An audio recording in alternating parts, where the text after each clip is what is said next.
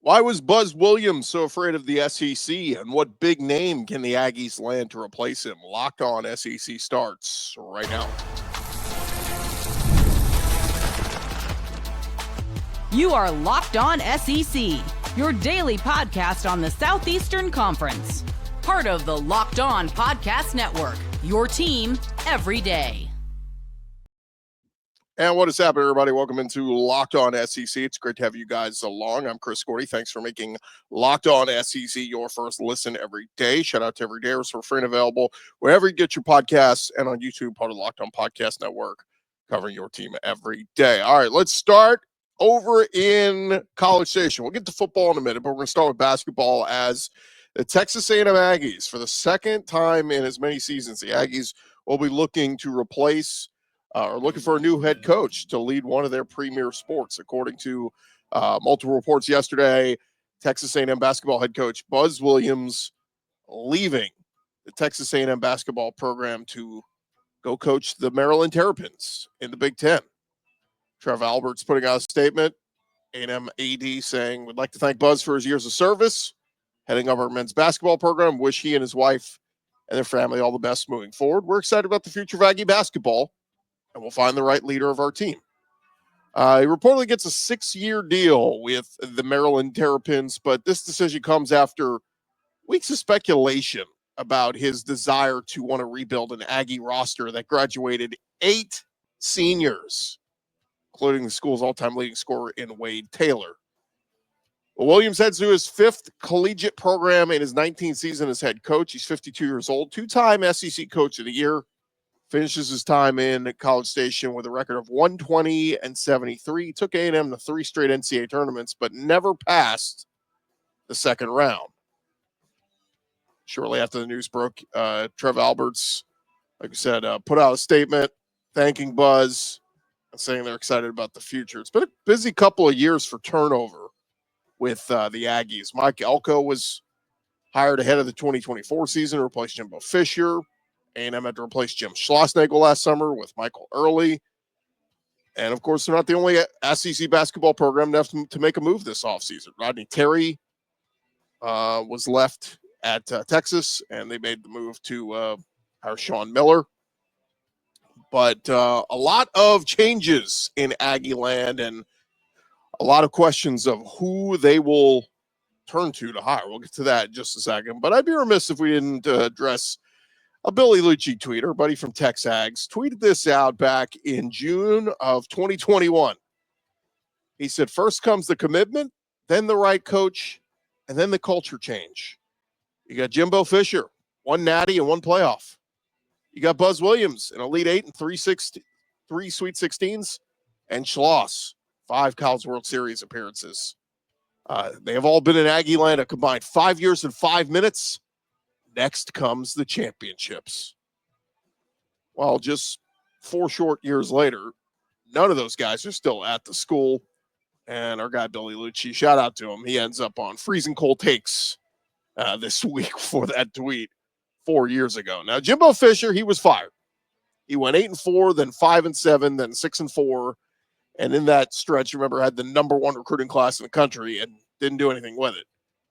And in those 3 seasons, those last three seasons in the SEC, he went 10-13. On the other hand, Jim Schlossnagle, he was elevating the baseball program. They had just went 53-15. They were in the College World Series championship, and they finished as runner-up, losing to Tennessee. But Schlossnagle's connection to Cristo Conte was just too much, and that had him leaving College Station in the dust and leaving for Austin. And they had Buzz Williams. It was just kind of in the middle there. He didn't necessarily underachieve, but he certainly wasn't playing for championships. Last 3 years, 3 straight trips to the NCAA tournament, but all early exits.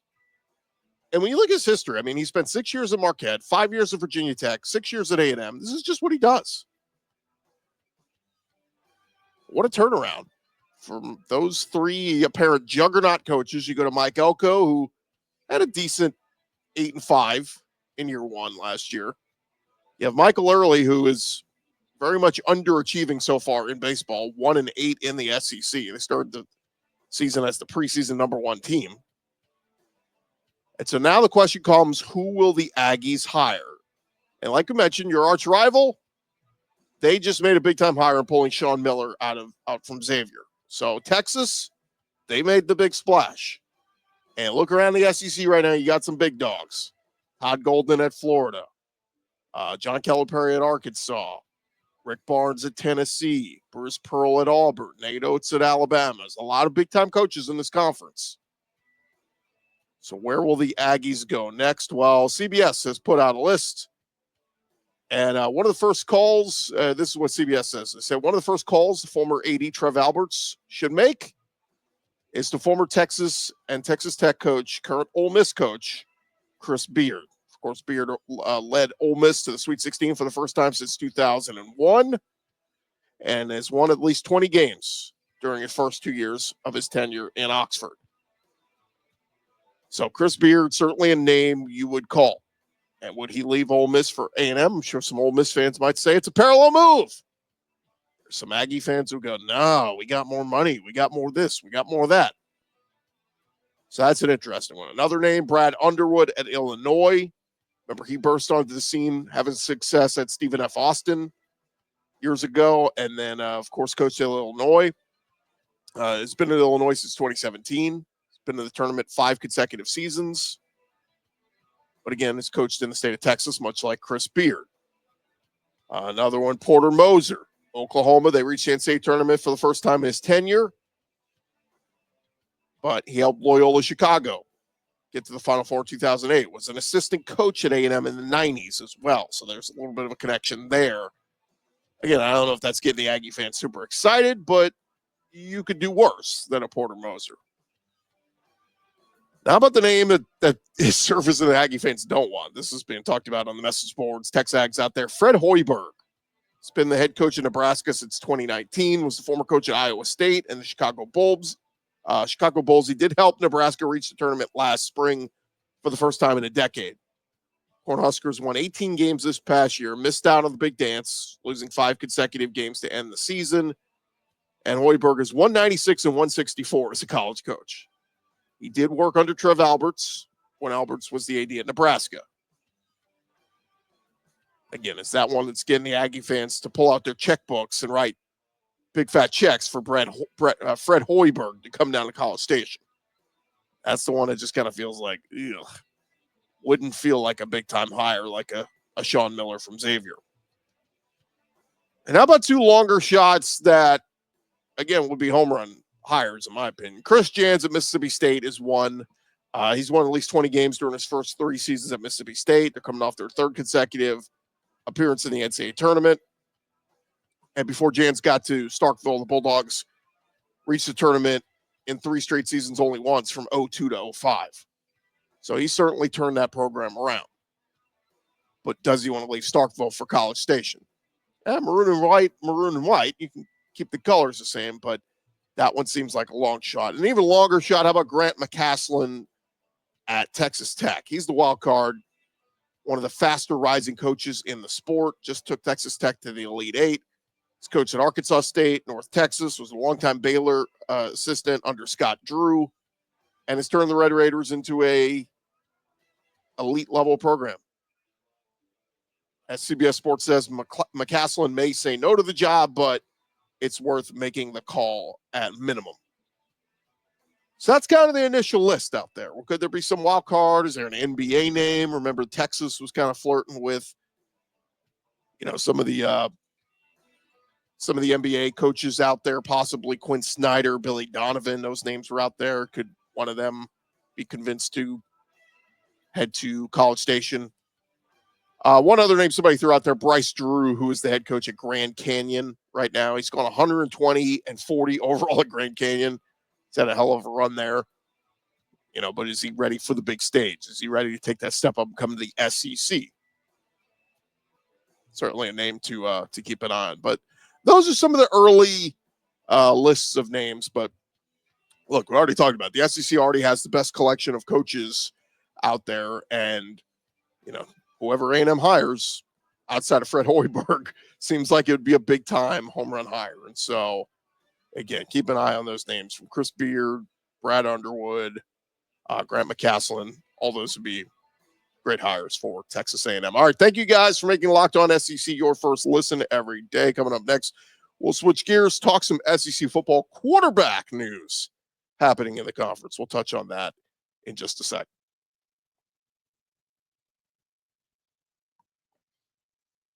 Hey, get the supplies you need from the site made for the skilled trades, Supply House. Whether you're into plumbing, HVAC, or electrical work, Supply House is the reliable way to order products online. Their easy-to-use website is packed with helpful resources and the latest product info to help you get the job done right. Plus, with a complete inventory of over 200,000 parts from over 400 top brands, you're going to find exactly what you need delivered fast from coast to coast. And if you need help with an order, Supply House offers expert support and industry-leading service, so you'll always talk to a real person. And for the trade pros out there looking for an extra edge, their free Trademaster program offers exclusive perks like a dedicated phone line, free shipping, and discounts on every order. Thousands of skilled professionals are already taking advantage. Now it is your turn. Go join the Trademaster program today at supplyhouse.com/TM and start ordering plumbing, HVAC, and electrical supplies with just a few clicks. Plus, use the promo code SH5. That'll get you 5% off your first order. That's over at supplyhouse.com.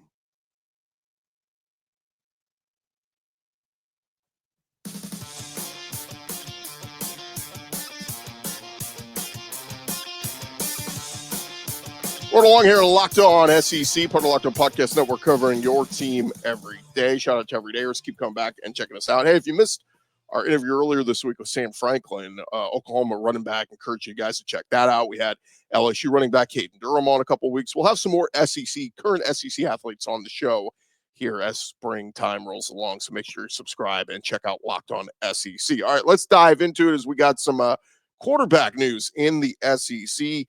Making some headlines yesterday as Missouri, their quarterback competition going on this spring, but according to multiple reports, Mizzou's Drew Pyne has entered the transfer portal. Spent this past year with the Missouri Tigers, previously played at Notre Dame and Arizona State. So he'll be looking to move on to his fourth school of his college career.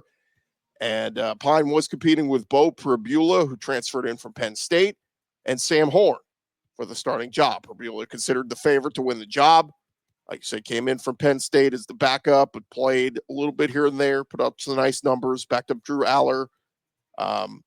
Played a significant role at times for Penn State. He did rush for almost 600 yards over the past 2 seasons, also completed about 74% of his passes this past year. So everybody's excited to see what Bo Prabula can do. And it was kind of expected. I don't expect Sam Horn to beat him out for the job. Horn will probably be the backup, but Bo Prabula expected to be the starter. But writing on the wall, right? Drew Pyne was hanging around, got a spot start last year, came into the game, was the Alabama game, I believe, and it just didn't look great. So now they get to, just kind of speaks volumes, writing on the wall that Bo Prabula was going to be the guy at Mizzou. And so Drew Pyne moves on. Yeah, looking at the game last year, played in the Oklahoma game, did play well in the Oklahoma game. Missouri did win that game. He threw 3 touchdowns in that game, but the Alabama game, where he came in for, Brady Cook got hurt, threw for 42 yards and 3 interceptions. It was ugly. But like I said, Sam Horn entering his 4th year at Mizzou, was a former 4-star recruit back in 2022. Played sparingly, but there you go. Drew Pyne will always be remembered for his comeback win over Oklahoma when Brady Cook was out. All right, another SEC quarterback tidbit. How about over Georgia? Gunnar Stockton expected to be the starter, replacing Carson Beck as he did in the second half of the SEC championship game and, of course, the playoff game against Notre Dame. Well, former Bulldog David Pollack, very optimistic about Gunnar Stockton. Pollack speaking about the Georgia quarterback situation on his podcast, See Ball, Get Ball. And he's buying into Gunnar Stockton. Here's what David Pollack said. He said, I think Gunnar Stockton will have a better year this year than Carson Beck had last year. That's what I think. And look, let's not get it wrong. Carson Beck did have he had some disappointing games, put it that way. I mean, remember the turnovers. He was throwing an interception just about every week, so that it wasn't great. But at the end of the day, he did throw for 3,500 yards, 28 touchdowns to 12 interceptions. Again, the interception total is high, but let's be real. Carson Beck finished 13th in total passing yards last year. You're going to tell me Gunnar Stockton's going to finish 13th in total passing yards this year at Georgia? It's just a little bit hard to believe. But again, Pollock believes Stockton has the physical ability and mental makeup to surpass that. Pollock went on to say, I've spent time with Gunnar. He's been in our Pollock Family Foundation golf tournament. I don't know that I've met a more humble kid. He's an easy kid to cheer for. He's quiet. He's reserved. He watches tape. He grinds. He loves the game of football. I can tell you he's not the perfect quarterback from a height perspective, from a release perspective. Here's another thing. Georgia quarterbacks have done really great. Weren't the highest recruited ones of all time. He went on to compare Stockton to quarterbacks of the past, like David Green and Aaron Murray. Stockton, of course, has not been named Georgia's starting quarterback yet. He's battling Ryan Puglisi, and even had some people tell us during the spring, watch out for Puglisi. He's not just going to roll over and let Stockton win that job. But Stockton does win the job. Of course, expectations will be high. Georgia brings back a ton. Kirby Smart, obviously the back-to-back national championships. They have now gone from missing the playoff 2 years ago to an early exit in the playoff this past year. So, look, expectations in Athens are national championship or bust. Gunnar Stockton is going to have to be good. One more SEC quarterback football tidbit here. How about Oklahoma? Quarterback John Mateer, not over the SEC snubbing him. John Mateer telling USA Today Sports this week, I'm from the South, and all these SEC teams recruit the South. So I guess they all passed on me. As the article wrote, they said he paused for a moment, understood the enormity of that statement and how it would land in the SEC region. He said, look, even Oklahoma passed on me. So now it's great. It's all on the schedule. There's a couple of teams here and there that really make me mad, and I'm not over it. So John Mateer looking for a little payback for some of those teams that maybe overlooked him coming out of school. But one season as a starter at Washington State, he threw for 3,100 yards, 29 touchdowns, rushed for over 800 yards, and 15 rushing touchdowns. Yes, he did get a big NIL deal to go to Oklahoma, but he did talk about, the other reasons that made him choose Oklahoma. Brent Venables has been very complimentary of him, that his intensity and his focus is off the charts. But Mateer said, look, Baker Mayfield told me it wasn't a big problem going from the air raid to the pro game. Similar concepts. So that's what kind of convinced me to choose Oklahoma, he said, but I'm sure he wasn't biased at all. Of course, Oklahoma had Dillon Gabriel just 2 years ago, decided to move on from him. He went on to have success at Oregon. They banked on Jackson Arnold, former 5-star quarterback that was supposed to live up to the hype. He didn't. The offense struggled to score points last year. They lost their identity. As USA Today writes, they said it took 2 days for Venables to change course with hiring Ben Arbuckle from Washington State. And then that helped Oklahoma land John Mateer, who now helps Arbuckle with the offense installed during spring practice. And the Sooners are staring at a Cam Ward type impact in 2025 is what this article wrote. Again, we talked about it earlier this week. I think John Mateer is one of the more underrated guys, coming to the SEC this year. Like, we don't really know what to expect. If he plays like he did last year, he's going to take this league by storm, no doubt. Also, John Mateer from Little Elm, Texas. It's northeast Texas? Is that the South? I guess we'll call it the South, but I don't know.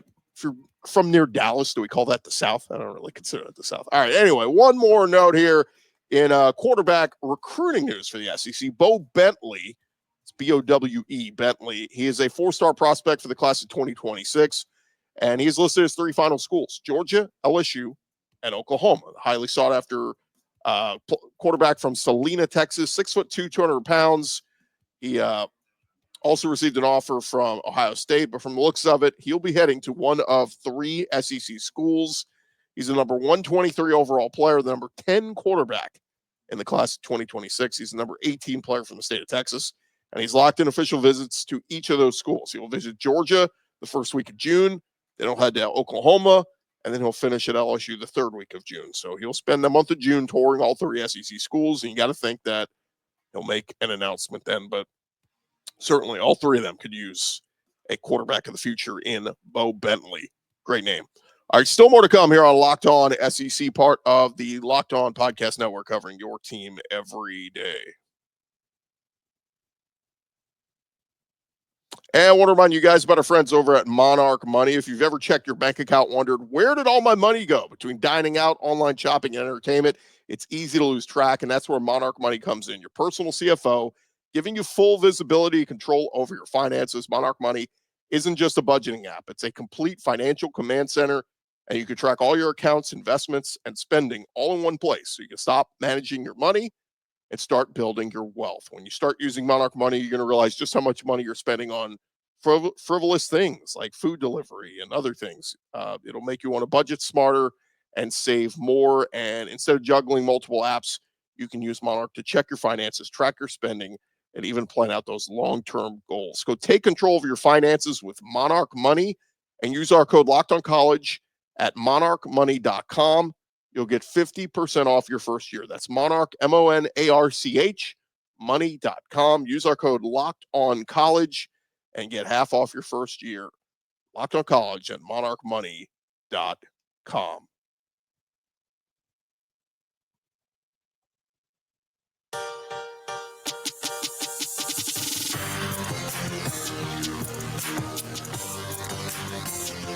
All right, we're along here to Locked On SEC. Before we call it a show, I did see some quotes from Eli Drinkwitz this week, appearing on a national program, The Rich Eisen Show. So if I wanted to bring you a little bit of what old Drink had to say, and basically Drink taking a shot at the college football calendar, saying it is greatly hurting the playoff. Here's what Eli Drinkwitz said. Of course, he's been at Mizzou many years now, and they've had their best 2-year stretch here in Mizzou history, back-to-back bowl wins and 10-plus win seasons in back-to-back years. And while Drinkwitz has been using the portal to benefit his school, he admitted things need a facelift when it comes to the current calendar in place of college football. And Drinkwitz appearing on the Rich Eisen Show.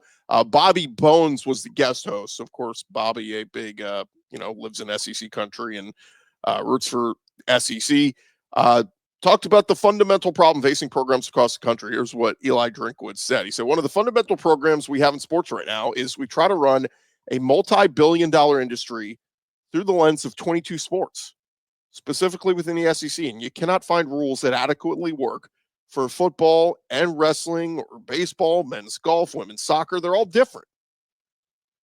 Timing the transfer portal window was also a topic that Drinkwitz covered. He said the portal being open during March Madness is, quote, ruining the later rounds of the college basketball season. The head coach also talked about the timing of the football transfer window is greatly hurting the college football playoff.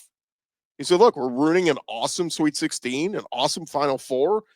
And in my opinion, we're greatly hurting the playoff because the conversations aren't about the teams on the field.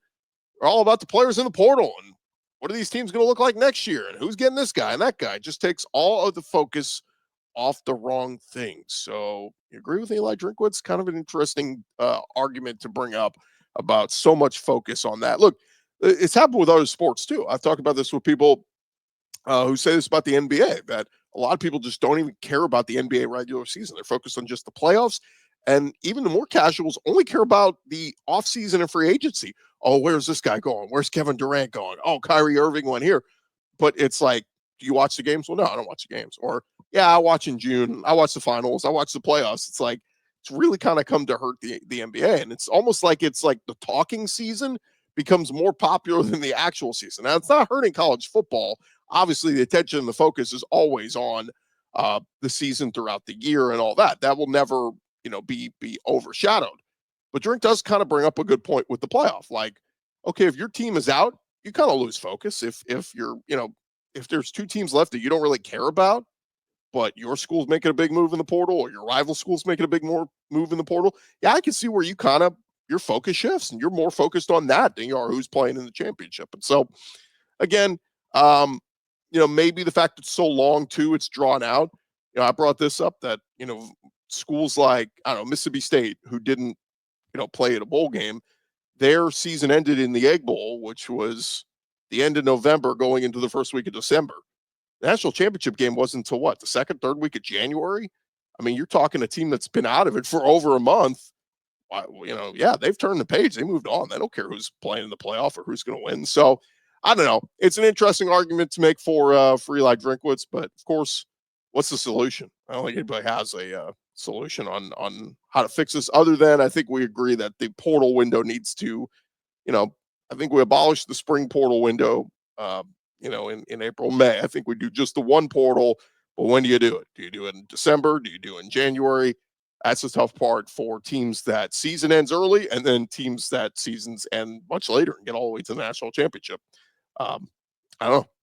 Still a lot of things to be worked out. All right. Thank you guys for making Locked On SEC your first listen today, and your second listen. Check out Locked On College Basketball with Isaac Shade and Andy Patton.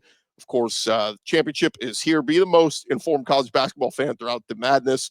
Find Locked On College Basketball on YouTube or wherever you're listening to your podcast. Yeah, we'll be getting switching gears back to some basketball conversation, getting more into this Florida-Auburn matchup. We'll bring you some crossover conversation with our buddy Zach Blackerby from Locked On Auburn and Brandon Olson from Locked On Gators. You don't want to miss that.